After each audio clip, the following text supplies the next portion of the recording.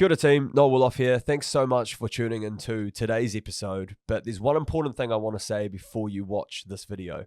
I've noticed that over 91% of you who watch our content on YouTube do not subscribe to the podcast.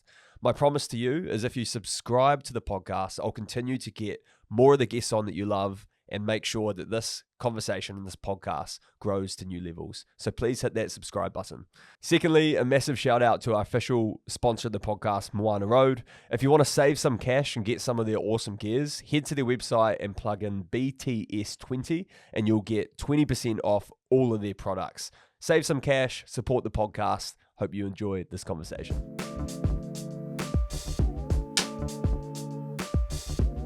Zion Perry, King of the Ring champ. Hello. Welcome to the podcast, brother. Thank you. Thank you for having me. It's awesome to have you here, and it's pretty sick that you've brought the King of the Ring belt to the podcast. Well, you especially requested it, so I had to bring it in. What's your relationship with the belt? Is it like something you just keep in a wardrobe somewhere? Is it in your house? So where it sits currently is just kind of up on this little shelf in the gym that people can see as they train. Nice.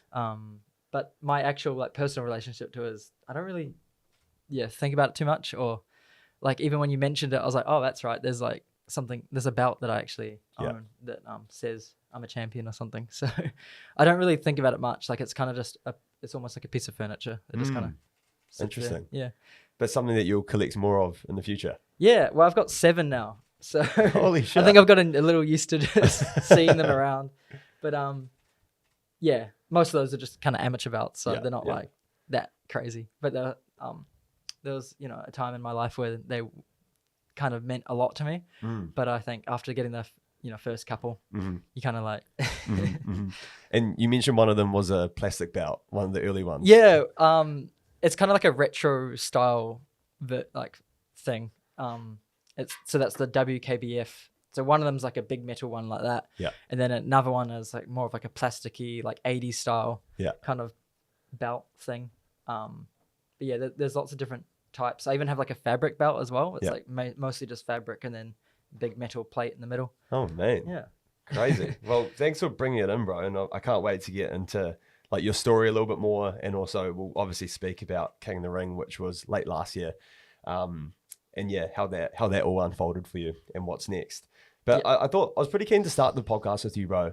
I'm always interested by people who don't fit a particular mold. And I think when you're talking about fighters, I think people have the preconception that a lot of fighters, these big macho sort of tough guys that hold themselves a certain way or look a certain way or speak a certain way. And then I look at someone like you who's, studied ecology at Victoria University, you work in conservation, you kind of don't fit the mold of a stereotypical fighter. Yeah, I'm kind of reminded of that every day. Yeah. Yeah, I'm just a skinny little white dude. And yeah, it is kind of interesting. I feel like nearly every show I go to, people kind of say something along those lines. Yeah. And I've, that's something I've just gotten used to. I feel like it's obviously something you don't have to look a certain way to be a certain thing, obviously. Yeah. Otherwise, I wouldn't have got this far. Yeah. I think a lot of people have that kind of preconceived notion because of people like Mike Tyson, for example. He's just so just so intense, so muscly and wanting to take your head off. Yeah, it looks terrifying. Yeah, I think because he's so popular and brought the sport to a certain level, that's kind of what people expect in a way. But I mean, I'm only, this is a 62 kilogram belt, for example. So I'm just a little guy. So that's probably part of it. You can't really be that staunch. I mean, in the grand scheme of things, I'm not big and bulky and tough. Yeah. So I mean, even looking at the King of the Ring though, some of those people that you're facing up against, they look fucking scary, bro. Yeah. You know what I mean? And then, but I think on that point around sort of breaking the mold, you've been in the fight game for many years now. What do you think are some of those misconceptions that people who don't know much about fighting, but then what are the misconceptions with actually being in the game in terms of the people, the lifestyle? What does that look like for you? There's probably quite a few. I think probably one of the biggest ones would be that a lot of fighters are like unintelligent or kind of, a bit stupid. Maybe they've been hit around the head too much. Which I don't like the fact that we do get hit in the head quite a bit, and it's probably not great for your brain long term. Yeah. And it's probably my biggest worry being in the sport. Yeah, that's my single biggest concern. But I, do a lot of things to try and mitigate that. But I think that's one, is that like fighters are dumb. But, like, some of them might be, depending on what your version of intelligence is. But if you're looking at fight IQ, which is quite different to just normal, like, everyday IQ, I would call that intelligence, because it's all problem solving. So if you can problem solve your way out of it, winning a fight, then you're not stupid. That's probably one. What else? I think that's a big one. I think just touching on like fight IQ. Like, I'm sure for some people they're like, what the fuck is fight IQ? What do you mean? Like, what is fight IQ? You can break it down like even further, but I would say, just broadly speaking, it's probably just problem solving.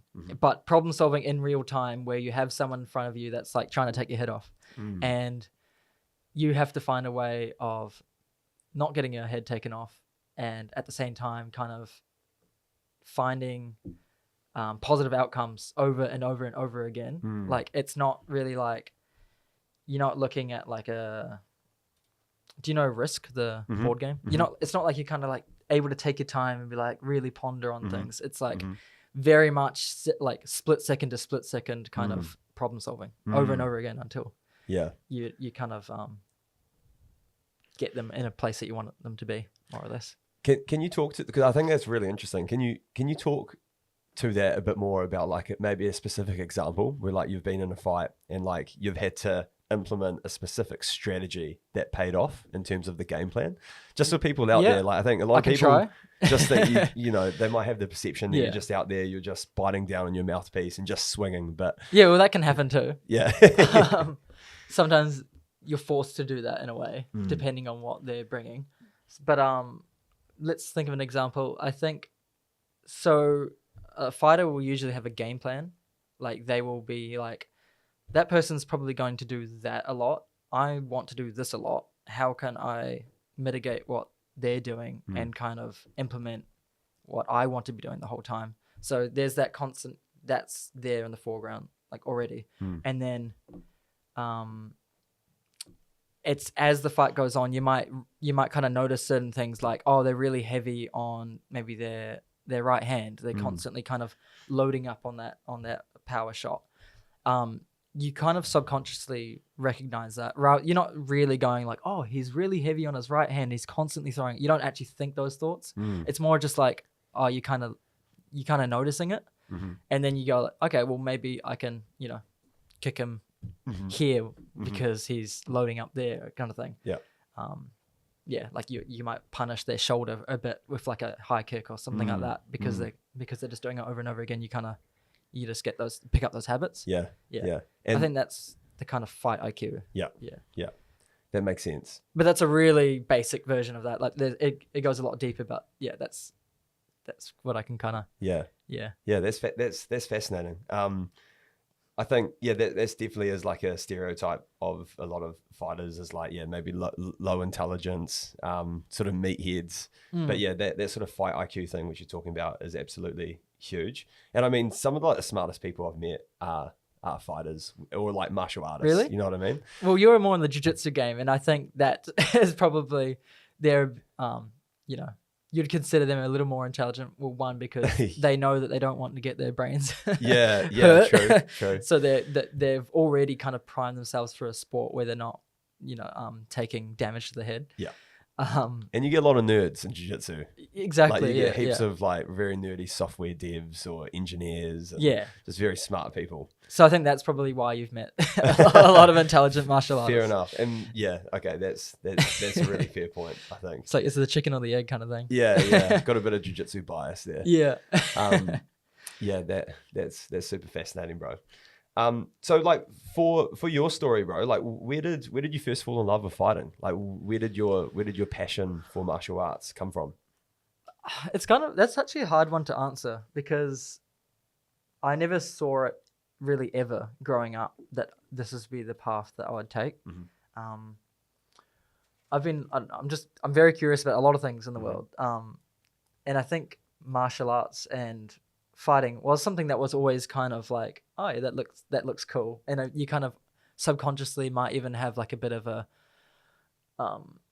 you might look at fighters a certain way and be like, that's pretty awesome that they're able to do that. And those kinds of things, even just like seeing movies and cartoons and things like it's a lot of entertainment is actually based on combat, which you don't really think about that so much. Like especially for like young boys growing up, I feel like it's very focused on like fighting and stuff. And you don't really, I feel like subconsciously that probably builds up like a bit of like a admiration for it. And I think, so that's always kind of been there.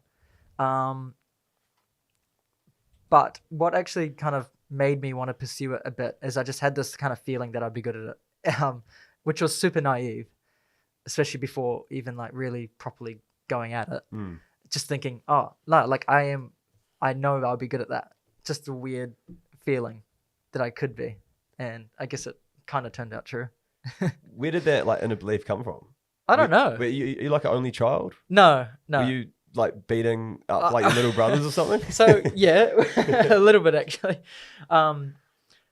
So I have two brothers. Well, one's like a half brother, and he's like we see him every now and then, but he wasn't like super in the picture. Yeah. But I'm super close to my younger brother, River, and we have. Before I go on, we have unique names, obviously, Zion and River. Yeah. So I touched on that, but growing up, we always were fighting, as brothers do, and we're very close in age. Yeah. So we're kind of like always kind of scrapping over little things, and usually one of us like kind of getting upset at the end of it and getting told off. Yeah. But so there was that, and he's actually fallen in love a lot with fighting, that the entertainment aspect. Like he loves UFC and things like that. But, true that. But he's never really got into it like I have. Yeah. But so I guess we always I did a lot of like play fighting and grappling and things like that growing up with him, and then also a lot of friends and people at high school and things like that. Like I was known as like Grapple Perry at one point. Really? Like by certain people. Yeah. But because a lot of the time, like on the some maybe testosterone and being like, you know, just trying to find something to do. Growing up in a small town, I would like kind of challenge people to like wrestling and things like that. Just like you were that kid. Yeah, I was kind of just like I don't know, because it's weird because I'm painting a certain picture, but that's just one little aspect of me that I love doing that every now and then kind of thing. Just getting like kind of, you know, amongst it, like kind of a bit of a blow off some steam kind of thing. Yeah, but, totally. Yeah, so I've always I've liked that kind of physicality almost, and obviously with wrestling and grappling and stuff, you can not really hurt each other too much, but also kind of show domination over someone in a way. Like, so it's kind of like, you know, I think that's a great thing for young people to do. Yeah. Yeah. Talk to us about like, so you were doing a lot of training, you grew up in New Zealand, moved over to Aussie, and then you said you're over in like the Gold Coast, and then apparently just all summer you were just like dedicating yourself to training every single day. Yeah. Was that sort of like the, I guess, catalyst for you taking the sport a bit more seriously? Yep, because that was when I actually realized that I really enjoy training, that it's actually something that like felt really good. That was like the summer 2019 to 2020 summer, so right before COVID. On the Gold Coast, I was just staying at my grandparents' place over on the Gold Coast, and I was fortunate enough to just kind of like, I was helping them out on the farm and doing things like that when I could, but then also just like trying to make training every day. And there was a good group of people there that I was able to kind of roll with and everything. They're called Potential Unlimited MMA and Tweed and on the Gold Coast. They're a bunch of cool dudes, really chill, but also like killers. Like you wouldn't really think it. Like a lot of them are quite older as well. Yeah. But they were like, they're quite like, I didn't realize you would be that like ruthless, kind of thing. But before that, so I actually grew up on that farm and on the Gold Coast. a little bit south of like I don't know if people know about like the geography of the Gold Coast, but there's like Surfers Paradise, then there's like Tweed, and then there's a place called little surf town called Kingscliff, but it's kind of inland from there. That's we grew up on like a bit of a family farm there. Most of my primary school was there, and then we moved back to New Zealand for like high school and like intermediate years, and then all of high school.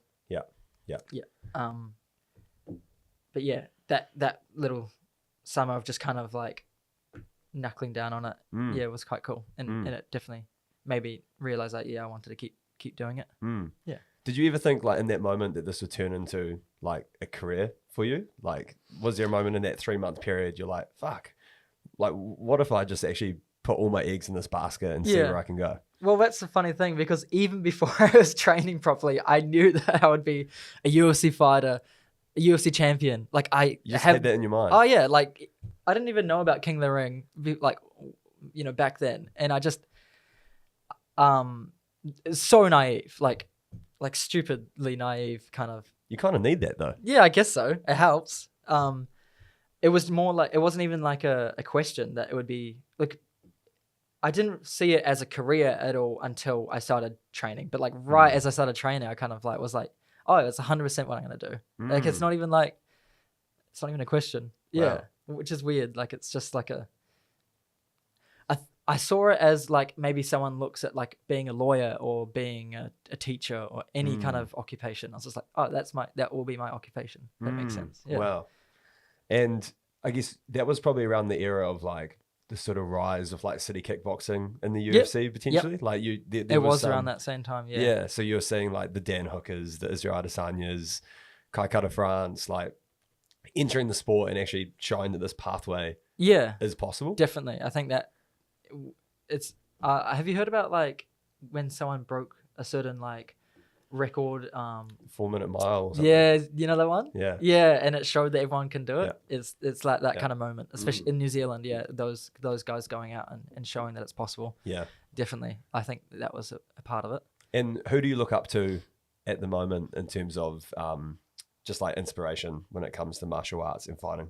My biggest inspiration is for me getting into the sport was Israel Adesanya. It was always him. That's just I think especially because of how fluid and how artistic and flowy he makes it look as well. It's just like you just go, that's cool. Like that looks like something I want to be able to achieve one day, kind of thing. So I think he's always been there, kind of showing what's possible in a way, which I've loved.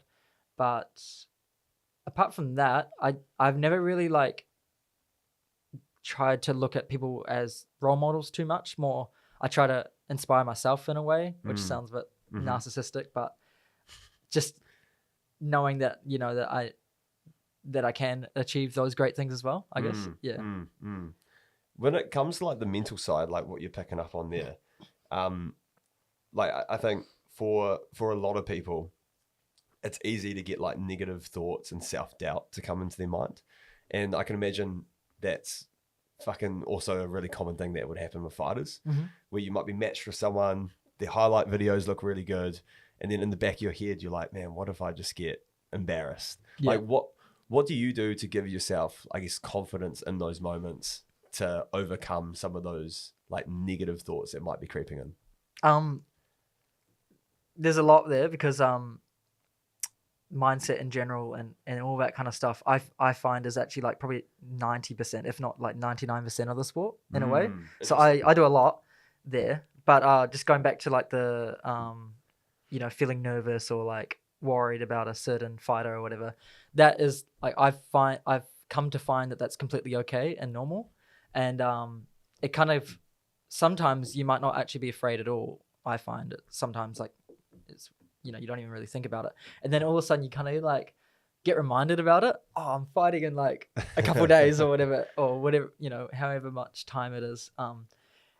And you get like a little bit of a nervous flush, like you might start to feel like what you get like a bit of anxiety or like the physical sensations of it, and then I find that anytime that comes on, I just go instantly, okay, whatever I'm doing, I just stop and just take a breath and be like, oh, it's gonna be okay. Let it go away. And that's been a pretty good strategy. But I find you can pretty much do that. I'd like to think you can pretty much do that about anything that's like kind of negative coming up. As long as you just kind of take a breather and be like, it's gonna be all good. It's gonna be all good. What you mentioned, like 99% of the fight game is that sort of mental component. Like what sort of aspects of mental fortitude or strength is required to be a fighter?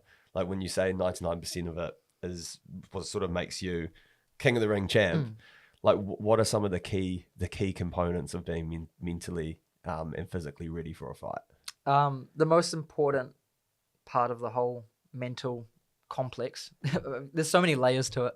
The most important one is finding a space in your brain, in your mind somewhere where you can just have very little to no thoughts and just be like kind of like fluid and flowy and just trying to not have like any kind of thoughts, if that makes sense. Like meditation? Or? Yeah, it's mindfulness is the type of meditation that I've associated with.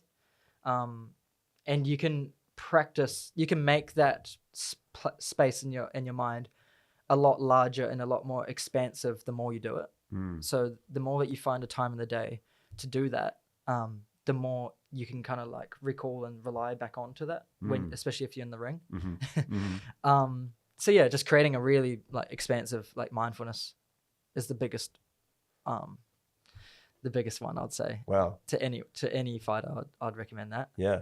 And so you practice that like in training camps or every just day. daily? Every day. Every day. Yeah, I try to find I try to actually do it just even while doing any kind of task and things like that might not be super like, if your brain doesn't have to be thinking about like crunching numbers or whatever, you can kind of actually practice at any time of the day. Yeah, even at work, doing the dishes, anything. So the more that you can kind of find that place, I find that you can connect back to it when it's needed. And that's awesome, bro. That's cool. I feel like there's a big rise of like people getting into like meditation or breath work and stuff, and I always look at it, I'm like, that would be a cool thing to do, but I never do it. I mean, I won't lie, I'm not like great at being like super onto it doing it. I try to do it every day. I might not, like sometimes you can be way more intentional with it than others. Sometimes it's just kind of unintentional. Like so it's just, however it works for you in your lifestyle, just try to fit it in is what I recommend. Have you got any other tricks when it comes to like mental fortitude or just like the mentality of getting into fight mode? Not overthinking it. So like same kind of thing. But just like I said, like, oh, what if he knocks me out? It's like, well, what if he does? It's it's something that could happen. Is it something that will happen? Maybe. You just have to kind of look at it as, a learning in a way. Like, oh, if it does happen, I've got to just believe that that's just going to make me, better or like learn more for the next time, so it doesn't happen again in a way. Just looking at everything. Yeah. So like, I guess that mindset in terms of looking everything as a potential growth rather than like a potential decline. Yeah. So having that growth mindset. Yeah. Man, you guys are built different, eh? I don't know how the hell you guys like go in there and just lace up and throw your bones at each other. That's why I say like that mental bit is just so important, because that's what allows you to do that. That's like the cherry on top is actually doing it, but preparing your mind for the actual, exercise is the key. And I think one of probably like the toughest mental challenges where it comes to competing in martial arts in New Zealand is competing in King of the Ring, where it's 3 fights in one night. And I've had one of my best mates, Corin Braddock, on the podcast a couple of times, and he's gone quite deep in the tournament before. So it's fascinating hearing from him like the mindset he was going in. I'd assume it's fairly similar. I haven't actually talked a lot about mindset specifically with him, but he seems like quite a stoic dude that would think maybe along the same lines. What did he come up with? I mean, it's just like taking it a fight at a time, right? And trying to like conserve your energy in those moments as much as possible. But yeah, like what was your mentality, bro, heading into King of the Ring? The Ring specifically? Yeah. Well, Because maybe for people who don't know what the format is, do you want to just maybe first touch on what even is King of the Ring? Sure. King of the Ring is probably the like the highest kind of goal set in New Zealand in terms of what kickboxers want to achieve, I would say, usually. What it is it's an 8-man tournament. So you've got 8 fighters.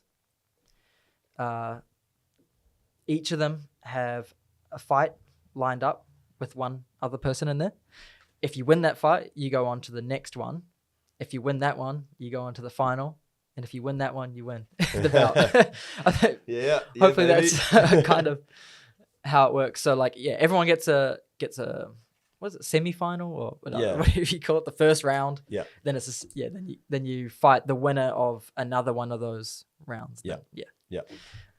It's like the mecca of combat sports in New Zealand in many ways. Like Israel Adesanya's won it multiple times. It's kind of like the gateway into the UFC. Yeah, you can look at it that way. I hope it is, at least. Yeah. We'll see where we go from here. But I think why that might be the case is because it kind of, I don't want to say like separates great fighters from other fighters, because a lot of us are all great, no matter if you win or lose. You know, whatever happens in the night happens.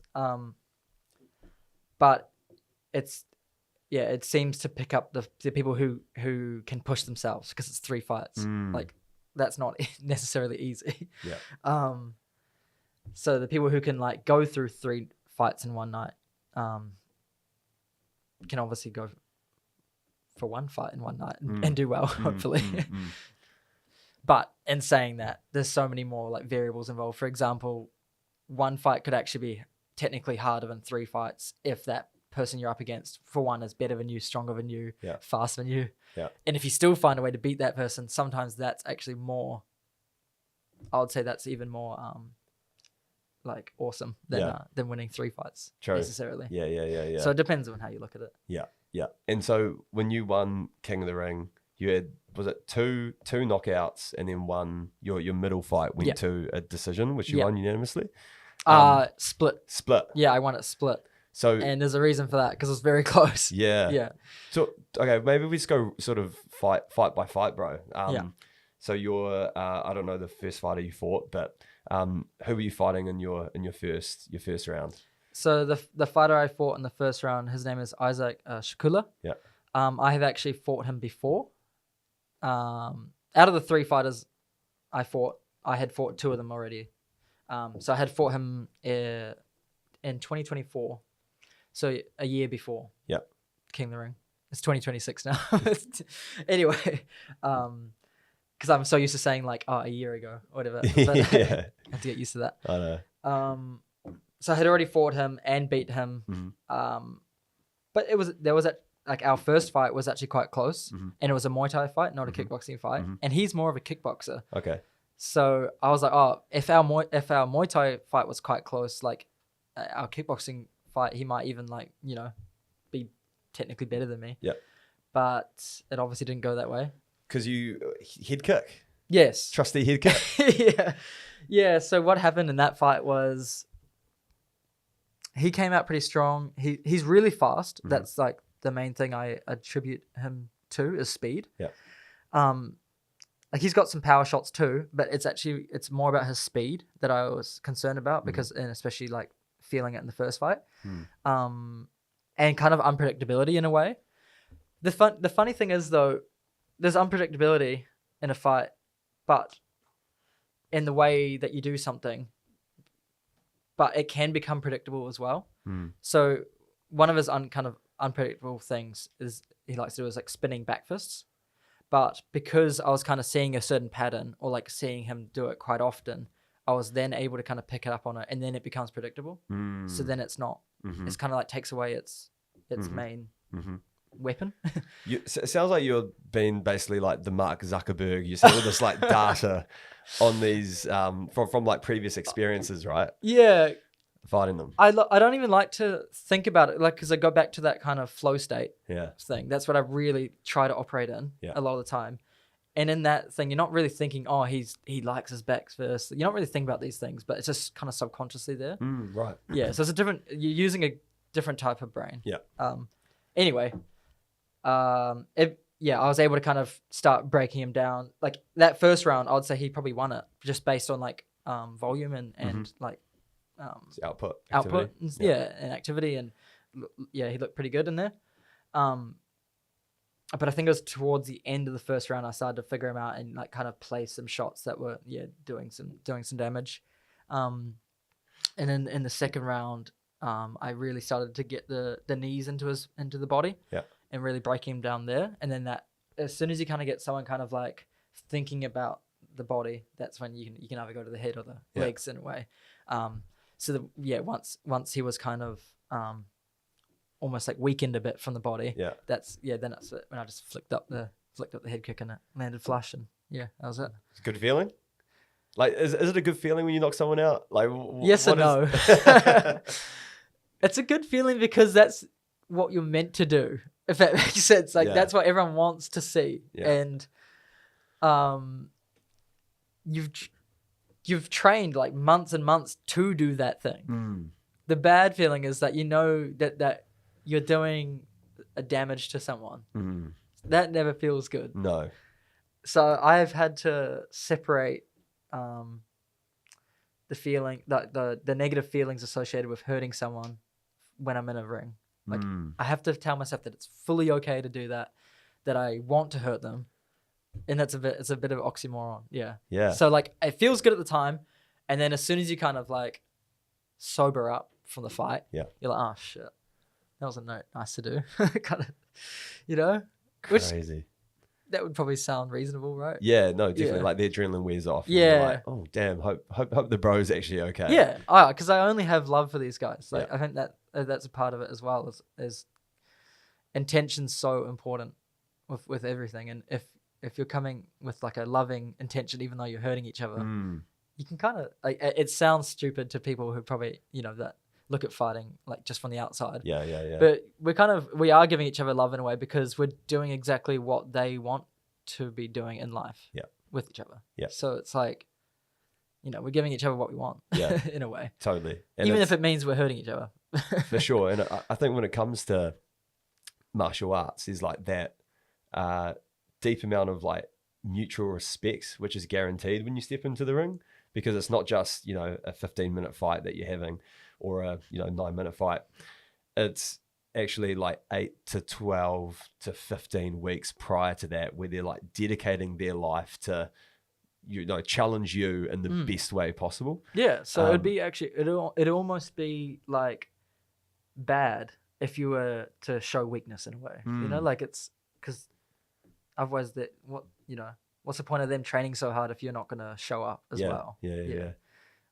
Maybe I'm just using these things to justify hurting people pretty much, but kind of makes sense. You're a savage, man. You're a savage. And then so the second fight was a went the distance, split decision against a really tough opponent. Yeah. So my second opponent's name was Dominic Reed. Yeah. And yeah, as you say, it was went the distance. That was a fun fight, but also extremely tiring. Just to go back, so I had watched this guy knock out a guy that I had lost to earlier in the year. Oh shit! So if you're seeing a guy that's just knocked out a guy that you lost to on points, it's like he must be pretty good to do that. Mm-hmm. But like MMA math, like Muay Thai math, whatever, it doesn't necessarily mean that you're gonna get knocked out. But I had watched him do that and be like, and then I realized that's who I'm fighting next straight away. And that was before I even fought my first opponent. So I already had that back in mind, and I had to instantly push that out, like going back to the whole mindset thing, just like instantly push out any negative thoughts because that's not even my next fight. This is the fight I got to focus on first, and then I'll get to kind of thing. So I was kind of glad that I also finished my first fight kind of early, so that we're both on the same kind of level. Yeah. Like if he had knocked out this guy really early, he's like fully recovered super quick, and if I've exhausted myself, that wouldn't be fun. Yeah. But we both got knockouts, and then so then we're kind of on the same page. And we were focusing with my coaches out the back, like on certain things with this guy, because that's the thing. The whole like fight camp, we didn't really do too much in terms of like training for a specific person. Mm-hmm. But when you're actually there on the night, then you can kind of do a little bit of specific stuff right before you fight them. True. Yeah. So I did a little bit of that. But I kind of didn't really do what we kind of trained with all my coaches. What I kind of went to was what I'm good at, like instinctively, which is to kind of just take up the space. Because I knew that if I had given him his kind of favored reach and everything, he's just going to throw some really hard like hands that are going to connect eventually. Yeah. So I knew I just had to kind of almost like square up right up against him and just kind of like, and hopefully land some knees. Yeah. The thing with the King of the Ring rule set is K1 rules. So you can't like hold someone and knee them over and over again. Okay. So I had to like kind of grab him, knee, let go, kind of grab him, knee, let go. And I've trained this a lot going into this because I knew that that's kind of more my style anyway. Yeah. But just getting used to kind of like releasing and then doing it over and over again. So that was what I was trying to do against him the whole time. Just go grind on him like, no, I'm not giving you any space to try and like do something, you know, tricky. So that was my main thing. But I actually found that on the outside, I was having quite a bit of success too with like the long range teeps and things like that. It's like, I'll just kind of like feint some shots and then just like stab a nice teep in and things like that. Yeah. Yeah. So that's kind of how that fight went. Were you gassed at the end of it? Oh yeah. Exhausted? And you're like, especially in that, I've got another fight to do. Yeah, like in that second round going into the last, like I was exhausted. But I could tell he was really exhausted too, more than me. Yeah. And that's what gives you that little like edge, like, okay, I can win this. I've got a bit of energy. Like I can do it. And yeah, there was some cool moments in there. Like I landed this little spinning back fist thing, which is like kind of came out of nowhere. I don't really do that, but it just, you know, trying to go into that flow state, just do things like that. Yeah, and I was actually almost like concerned when I won because I knew that I had to go into another fight right after that. Like one of my hand got raised, I'm like, okay. Here we go again. Yeah. Wow, that's insane. And so, then the final year is that Alejandro. Yeah. And he's a beast. He's bloody good. I've seen him on with Corin when they went over to Thailand with those 1 minute scraps. Yeah, and he's like knocked out a couple dudes. Yeah, whatever. Heavy hitter, eh? Yeah, he is a beast. But you had previously fought him in that like 9 minute round. Yeah, and I did really well against him in that one, which also again helps, like knowing that you can beat him. So did you feel like you were heading into that final fight, for the championship fight, with like a, you know, even like a mental advantage, knowing that you kind of been before? Yes and no. So the yes is because I had already beaten him. So technically it kind of went to a draw in that 9 minute because so even though I put him down like 5 or 6 times, which is like double what you usually allowed to put someone down in a fight, because it technically wasn't a finish, it didn't count as Didn't count. Yeah. Oh, sucks, anyway, they've funnily enough, they've changed the rules since then so that they are now counting like the 3 like knockdown rule. Okay. So right. So technically, yeah. I mean, can't go back in the past, but anyway. So knowing that I know I can do the right things to kind of, you know, have my way. But the reason why I wasn't like, oh yeah, I've got this in the bag, like this is over, I've won this. The reason why is because he had finished both his fights, I believe, in the first round. Shit. Yeah. So he's fresh. He's fully fresh. And the worst thing is, we're out the back, and I'm hearing these loud as, bah, bah, like him hitting the pads as hard as he can, like just the curtain over. And I'm like exhausted in my chair, like, I don't know if I could do this kind of feeling. And just hearing him just smash these pads. And I'm like, okay. It's quite intimidating, eh? Yeah. But then like going back to the mindset thing, I knew I just had to instantly allow those, you know, thoughts to arise, be like negative ones that are like saying what the hell are you doing? What are you getting yourself into? And just going, nah, it's all good. Like, yeah. Whatever happens. So yeah. And then was it first or second round head kick KO? It's the second round. It was literally the first exchange of the second round. So like that was almost like anticlimactic because the round had just started. People were probably like looking around, like, talking to their mates and stuff. Yeah, not for me, but like for the crowd. Like I do like to think about what the the entertainment aspect as well. Yeah, just leading into that, I remember that walkout felt super long, especially because I came out first, and then he came out second, and he was just like looking like the man, like smashing his gloves together, just kind of like had a bit of a swagger on him, and then he just locked eyes with me the whole time, like the announcement was happening and everything, and I just had to, just kind of just stare back, like, and just not allow any thoughts to come in, like, let's do this kind of thing. It was very.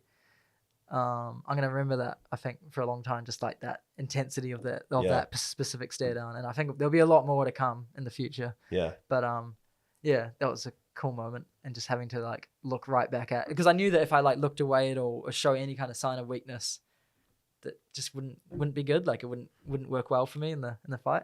Do you think some fights are sort of won in those moments? Like even if it's like a mental edge. And I remember listening to a sit-down interview between Tyson Fury, I think it was Klitschko. I don't know if you've seen this before. It's like really fascinating. Yeah. And Tyson Fury brings up that they were in a sauna together like 5 years ago. And apparently like it was a full sauna full of like all of their training partners. And then everyone sort of left the sauna, but in the sauna was Tyson Fury and Klitschko. And Tyson's bringing this up to him in this sort of interview, and he's like, I knew in that moment I was going to have to be carried out of that sauna like on a stretcher. I was not leaving or quitting before Klitschko left. It's funny we make up these little rules in our heads. Yeah, like, that was literally it. Yeah. The human mind does that all the time, especially in fighting. Like we're so superstitious of that kind of stuff. Like, oh, this has to happen so that I can win. I actually think those are kind of, they can be good because it obviously shows like mental fortitude or whatever. But I think they're also like almost negative as well, because they're just kind of almost like make believe. Sort of like petty. Yeah, not petty, just more like you don't have to get into this kind of superstitious mindset to win. Like you don't have to be like, oh, I'm wearing my like lucky jocks or whatever. Like I'm not saying that that's necessarily related. I'm just saying like having I think it's kind of almost like OCD or like of like, oh, this has to happen for this to happen. Yeah. It's not like that. Like you just have to kind of allow things to happen, and then as long as you're in that like good state, you know, the right thing will happen, whether that's winning or losing, whatever, you know, that's how I like to look at it, at least. But you know, I kind of do get that. I've had those odd moments like that. Funnily enough, a comparison between me and Alejandro as well is that before our first fight, we were both in the same sauna right before our first fight. So like that weigh-in day before, the day before. Were you doing a bit of that in the sauna? Like who's going to get out first? A little bit. So so I was kind of doing it, and that was literally a day before our fight. Wow. Yeah, but the thing of that is that he carries a lot more weight than me. Yeah. He's like, I know that he sits around 70 kilo. I've seen him post something about him sitting around a certain. I think he's like, oh, I had to lose certain X amount of weight, and I calculate, okay, so he's sitting around like 73 kilo or something at a max maybe. So he has a lot more like weight to lose. So, and I'm pretty skinny, and I don't lose a lot of weight before my fights. So he was struggling, and I wasn't, and that felt good in a way. Like I don't feel that bad, and you're struggling over here, like But so like there was that kind of thing, and I didn't want to like almost like showboat that I'm like. Fine. But those kind of things do play on you a little bit, and just showing like strength in your posture and things like that. You know, those little things. Well, it was a vicious head kick knockout, bro. It was like I saw the replay on Instagram and just sounded like a baseball bat getting smashed against something. It was hectic. What was the sort of immediate reaction after the victory, after the KO? Did it sort of, like when did it hit you that you're like King of the Ring champ? Right away. Kind of like, you just, like I said, you're still in that kind of subconscious fight mode thing. So it's not like, you're not thinking like, I'm a King of the Ring champion in those words particularly, but you kind of just instantly know that you've done something good. Like, well, that's allowed you to to win or whatever. And I kind of just remember him like the way that he kind of fell. Like I knew that that he had been knocked out. Kind of like he actually recovered pretty quickly, but he was knocked out for at least probably 4 to 5 seconds or so. And in that moment, there's this like, because I was so exhausted that it felt like such a release to be like, oh, it's over. Like, is that relief was the first thing. And because I kind of remember just coming to the ropes and going like, just that release of like, this challenge is over. That's huge. And what does it mean for you in terms of like having this title, having this bout, and the opportunities that come with it? Have you noticed any like uptick in like exposure that you're able to have, or different fights, maybe international opportunities? What does like winning King of the Ring sort of mean for a fighter and the opportunities that they can get?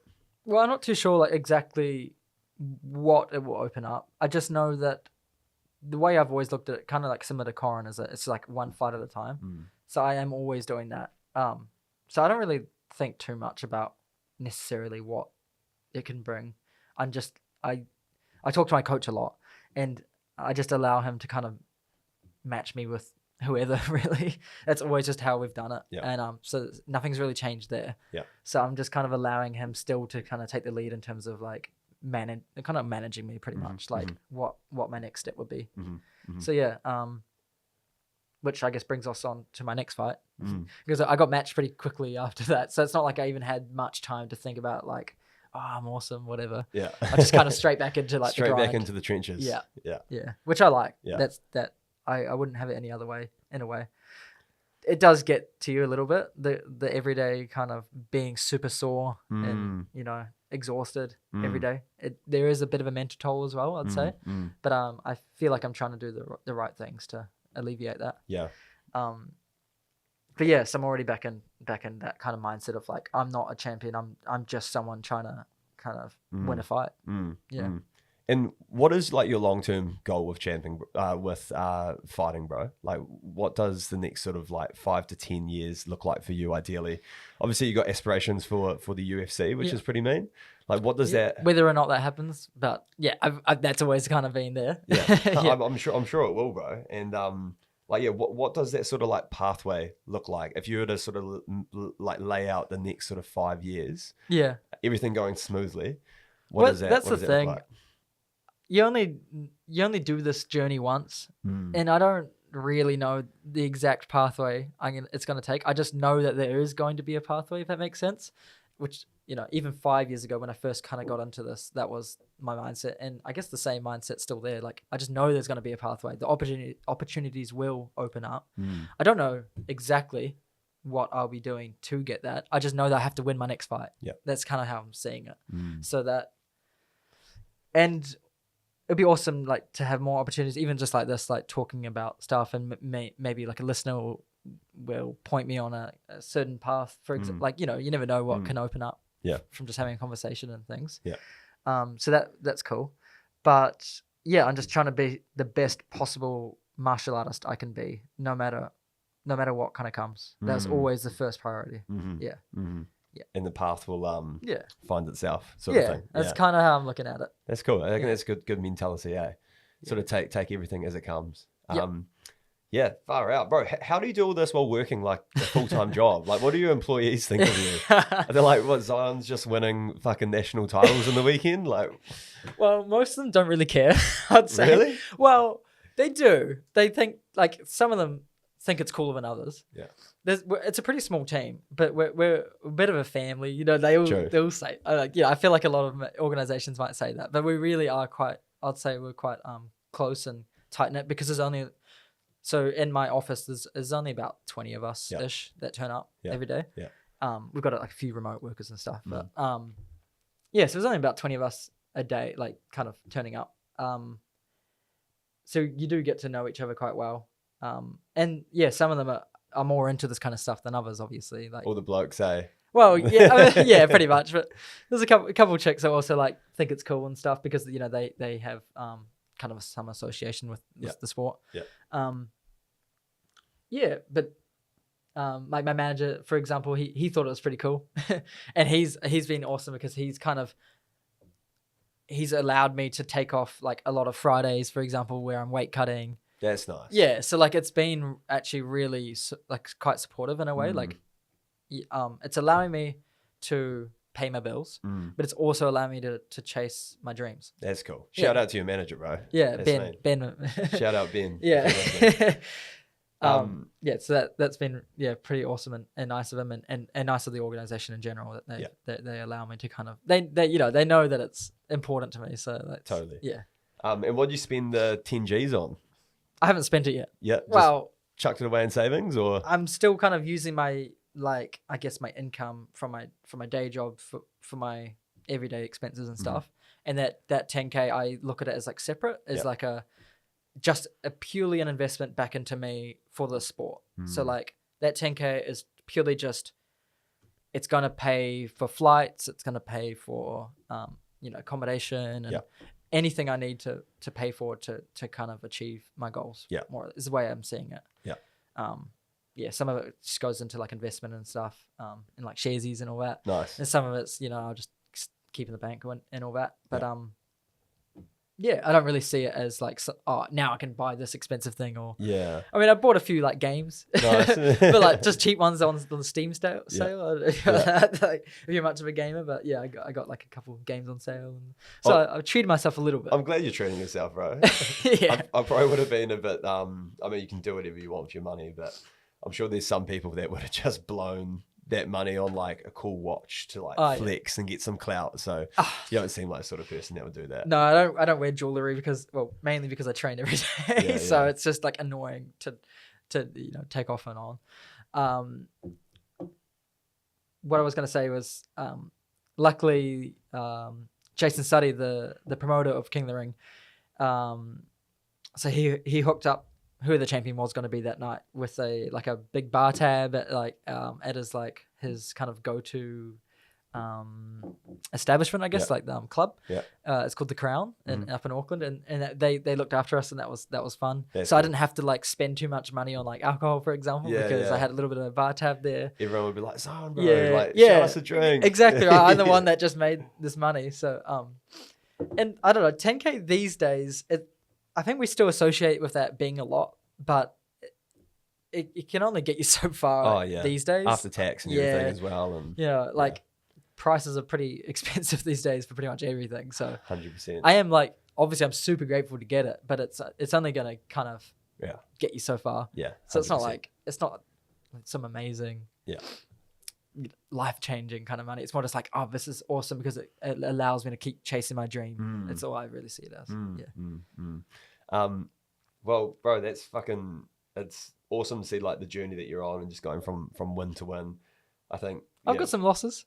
You got some losses as well, but like, I mean, just the recent success is obviously a testament to you just being in the trenches, bro, and just working fucking hard. So, it's bloody inspiring to see. Thank you. Yeah.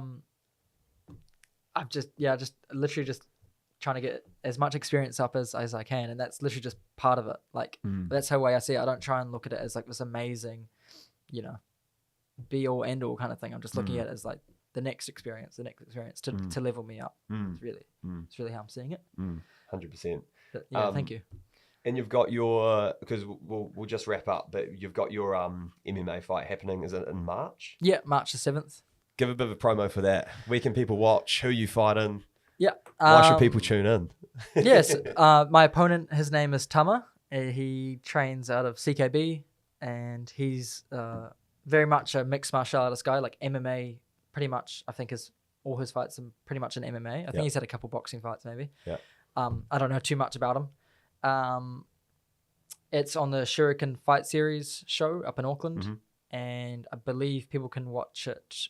I think on the UFC Fight Pass. That's cool. Yeah, so that's pretty actually. cool. Yeah, I'm pretty sure you can watch on there. Dang. And that's straight into my pro MMA debut. Wow. Yeah. That's massive. Yeah. And first time in 4-ounce gloves as well. Yep. That's the main thing I'm actually getting used to is the little gloves. Yeah. Going from the 8-ounce to the 4-ounce. Like 8 ounce is not huge to begin with. No. But there's definitely I mean, halving the size of that. Yeah. So it's gonna be something to get used to still. But I hope I can still kind of do the techniques I do. And I hope it carries over quite well. 100%. Far out. Well, yeah, we'll be tuning in. Just want to say, yeah, massive thanks for jumping on the show, bro. Awesome to spin some yarns with you about your journey and sort of what's next for you with fighting.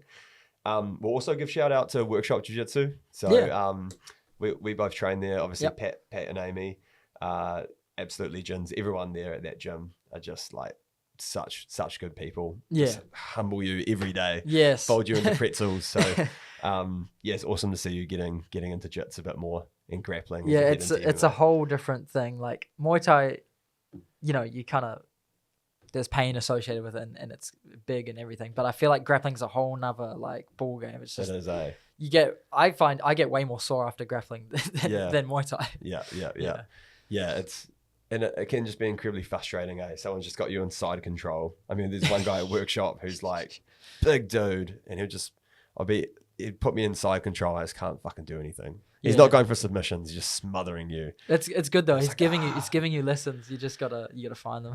It's tough, eh? Yeah, it's tough. Shout out Workshop Jiu-Jitsu. Shout out Pat and Amy. Absolute legends. Awesome. So we'll wrap up with some quick fire questions, bro. Yep. Hopefully some came through. From Instagram. Oh, one person, I think there's only one, and it said, "Why do you fight like that?" I've had a lot of people kind of say some, like, not a lot. I wouldn't call them trolls, but I've had a few people kind of like call me girly. Really? Yeah, and the way I fight. I don't know, like a lot of people say awkward, which I agree with. Yeah, I actually kind of like that. That it's awkward. Unorthodox. Yeah, that's another one. Girly. I've heard girly. I've heard like you're like in a ring fighting another man. I just don't get that conversation. I see it as a compliment because it just it just means I'm in tune with my feminine side as well, which I think a fighter needs to do that because otherwise you're kind of missing a whole nother half of the spectrum because it allows you to do stuff that you wouldn't normally do because you're a bit more creative in that way. Like you're looking at a different viewpoint almost. But I mean, that's making it more complex than it really is. But I like I see it as a compliment. It's the growth mindset we were talking about. Yeah. Okay, Zion, what brings you true happiness? True happiness to me is not getting caught in your thoughts and just being present and being grateful for where you are. And especially I find that like being out in nature and just kind of being present with the universe. That's true happiness to me. What is the meaning of life? That. Pretty much. I don't think it goes much further than that. Well, I think people try to work something out, if that makes sense, about what reality really is and all that kind of stuff. But I find it's easier just to kind of just go with the flow. That's my message there. Advice you wish you knew about when you were younger? Confidence. Yeah, I didn't have much confidence growing up. I was quite shy, and maybe that's also kind of why I got into this as well. But I would tell my younger self, you're so much more like worthy than you think you are, and that you've got awesome stuff ahead of you. I like that, bro. What does the word legacy mean to you? I was actually just thinking and talking about this with other people recently. I think some of it can be kind of overrated a little bit because when you're gone kind of thing. But in saying that, I think it's important because you can kind of set down like not necessarily a pathway, but you can kind of show others that certain things you can achieve in life and maybe like whether it's self-belief or anything like that. I think that's important to show, the younger generations what you can do in life. Nice, bro. If you could change one thing in New Zealand, what would this be? That's an interesting question. Not much. I love it here. I think it's an awesome country. I think we can get really over exaggerate politics more than they really are because they're such fickle things compared to the rest of the world. We've got it really good compared to like how messed up some places are in the world. Big time. So I think we're doing all right. I wouldn't change much. Just more love. More love? Yeah. Nice. Okay. And what do you believe is the main thing that's holding back young people in New Zealand? Oh, what I touched on before, confidence probably Confidence. is one of them. Yeah. Just, be yourself and don't try and like fit in or whatever. Just do you. I mean, it's like this stuff is just constantly said everywhere, but there's a reason for that. Yeah. I reckon so many young people just, that confidence is really lacking, and you see it when you see them sometimes. I was the same, like, couldn't really make eye contact with many adults and just self-doubting yourself. Yeah. It's a journey. It is. Yeah. Awesome, bro. Appreciate that. Thanks, my man. Thank you for having me bro. on. Nah, it's Yeah. awesome. We have to do it again sometime.